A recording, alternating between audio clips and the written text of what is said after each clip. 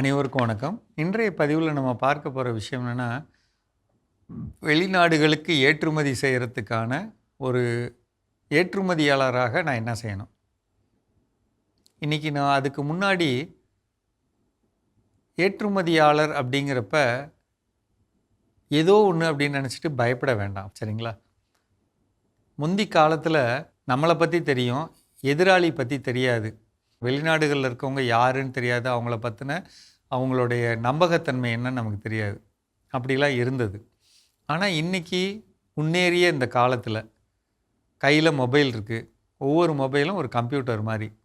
அதில் நமக்கு எல்லா விதமான தரவுகளையும் நம்மளால் பார்க்க முடியும். அப்படிங்கிறப்ப ரொம்ப ஈஸியானது என்ன அப்படின்னா,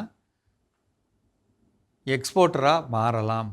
யாருக்கு ஆசை இருக்கோ அதற்கான வழிமுறைகள் என்ன அப்படின்னா, எதிர்காலத்தில் பெரிய எல்லா விதமான தொழில் பொருள்களும் உற்பத்தி பண்ணக்கூடிய மாநிலமாக தமிழ்நாடு இருக்குது.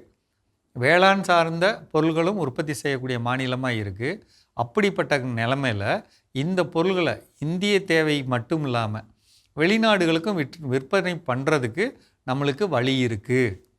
அதுதான் நம்ம தெரிஞ்சுக்கணும். அப்போ அந்த வழி இருக்குன்னா எதெல்லாம் உங்களை சுற்றி கிடைக்கிது? இப்போ உதாரணத்துக்கு ஒன்று சொல்கிறேங்க. கடலை மிட்டாய் அப்படின்னு சொல்லி ஒன்று வச்சுக்கிட்டிங்கன்னா, அந்த கடலை மிட்டாய் எல்லா இடத்துலையும் கிடைக்குதா? கடலை மிட்டாயிலே நீங்கள் பார்த்துருப்பீங்க, ரகங்கள் இருக்கும் தெரியுமா? இப்போ கோவில்பட்டியோட கடலை மிட்டாய் அப்படிங்கிறது ஒரு ரகம். அது ஜிஐ டேக், அதாவது ஒரு தனித்துவம் வாய்ந்த கடலை அப்படிங்கிற பெயர் பெற்றது அப்படின்னு ஒரு பக்கம் இருந்தாலும் அது மட்டுமே சிறந்ததா? அதையும் விட சுவை கூடவும் சர்க்கரை கம்மியாகவும் இனிப்பாக இருக்கக்கூடிய கடலை மிட்டாய் வகைகள் இருக்குங்க. ஒரு பேச்சுக்கு நான் ஒன்று சொல்கிறேங்க, இந்த பதிவை பார்க்குறவங்க பாருங்கள். தங்கக்கிளி அப்படின்னு ஒரு கம்பெனி இருக்கும். தங்கக்கிளி அப்படின்னு ஒரு கம்பெனி இருக்கும். அதில் கடலை மிட்டாயில் மட்டும் எத்தனை ரகம் வச்சுருக்காங்கன்னு பாருங்கள். அவங்க ஒரு ஊர்க்காரங்க ஒரு ஆள். இப்போ என்னுடைய பாயிண்ட் என்ன அப்படின்னா, நான் இதை புரிஞ்சுக்கிறதுக்காக சொல்கிறேன். பிரியாணி திண்டுக்கல்லில் இருக்குது, ஃபேமஸுங்கிறாங்க. வேலூரில் சொல்கிறாங்க, ஆம்பூரில் சொல்கிறாங்க, சென்னையில் சொல்கிறாங்க. இப்படி ஒவ்வொன்றும் இருக்குது அப்படின்னா என்ன வித்தியாசம்?